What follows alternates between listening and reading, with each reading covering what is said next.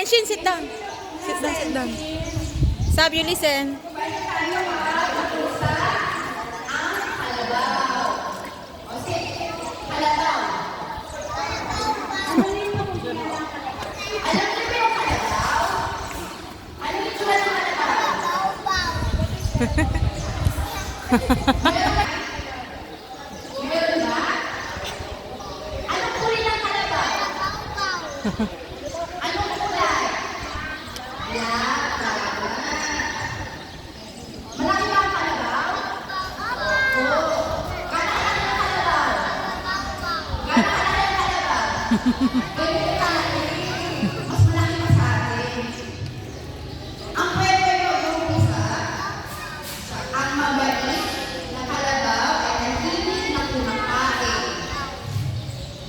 The very good Carabao is quietly.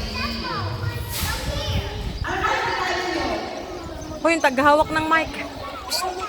Diba yung araw? Ano yung araw? Anong kulay ng araw? What is the color of the sun? Yellow. Nakikita mo yung araw? Yes. Ang mabait na kalabaw ay tahimik na natutulog. The very good Carabao sleep quietly. Tulad ng mga bata, kailangan ng kalabaw ay malulog. Tutulog po ba tayo ng maaga?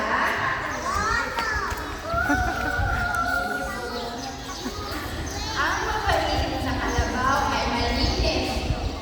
The very good Carabao is malinis. Nalinis ko lagi ang kalabaw. Ang mga bata po ba nalinis lagi? Ang mabait na kalabaw ay mahilig sa mangga. The very good Carabao likes beautiful things.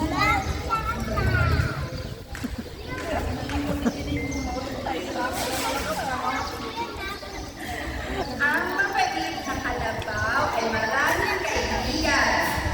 The very good Carabao has many friends. Marami ba tayong kaibigan? Opo. Sino yung mga friends natin? Pagtaas na kami yung maraming friends. Oo, dami ako.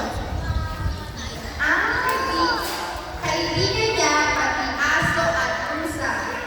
Even the dog and the cat are her friends.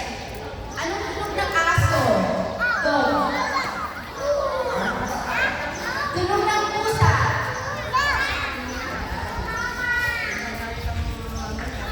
Ang mabait na kalabaw ay masipag. The very good Carabao works hard. Kita ninyo, umaga-umaga pa lang nagtatrabaho na yung kalabaw. Ang mabait na kalabaw ay matutunin. The very good Carabao is helpful. Ang mga bata na talagang mo, tutulog dapat sa magulang. Tulad na kalabaw. Ang mabait na kalabaw ay mapagbigay.